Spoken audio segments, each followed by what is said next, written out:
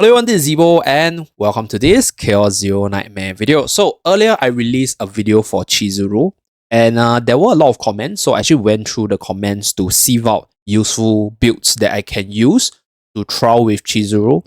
But after much trying, I think this build of stacking or Tsukuyomi for multiple hits on Shadow of the Moon as a finisher is definitely a valid build, but it is what I'll call a bootleg mailing because you can actually do the same with mailing and dish in more hits through simple combos.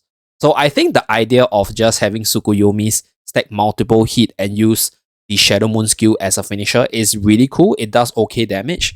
Yeah, it just breaks your subsequent turns because of the limitation of Bound of the Dust. And there were certain comments mentioning the fact that, hey, why not use this skill over here? So this skill is both a boost and a nerf at the same time because the boost comes in the inhibit ability, which gives you one additional hit on your Shadow Moon skill. So this is where you get that hit stacking and then do massive damage with the Shadow Moon as the finisher right here.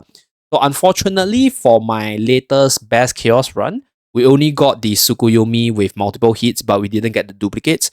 So instead, I went for the dupe on Shadow of the Moon because for this deck, we don't have as much we always built up. So for the Shadow of the Moon, we have multiple copies, so it's able to combine and go to the higher bind levels for the level 5 maximum output. So that's for the deck idea over here.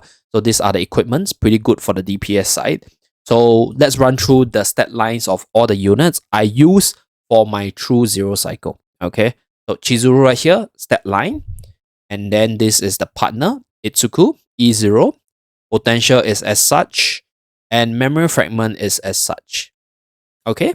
And manifest ego, E2, pretty lucky with the gacha. So E2 over here. So this is the stats dependent carry, which I leveled for this Hyper Resin 10 right here. And then we have cages, which is used as a draw engine. So the deck is as such. Zero cost draws with the quest lines and even more draws from Eternal Hunger, Confiscation, and also Shuffle and Joker. So that's for cages right here.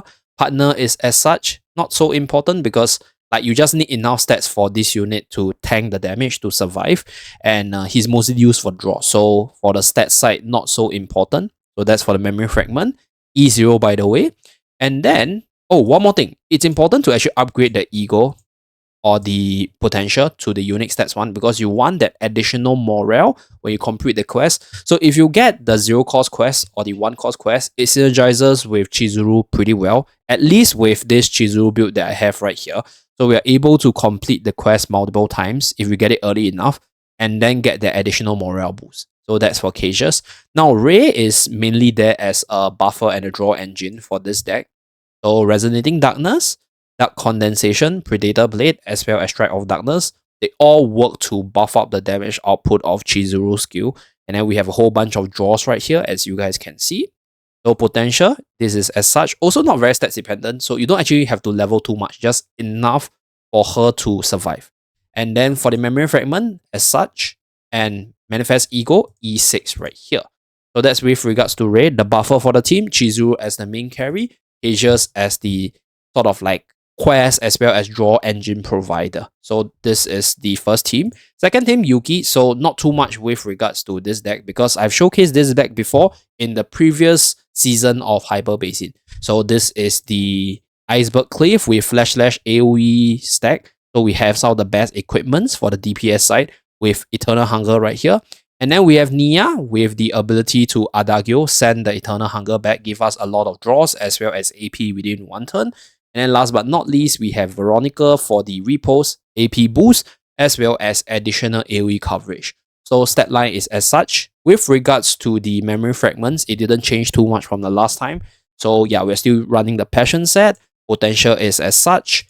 Ego is as such. So both my Yuki and my Veronica, E0, memory fragment as such. So I'm pretty, I'll say pro Conqueror's aspect and Executioner too because the amount of burst damage you can get, especially in an AoE setting, with this set is incredible.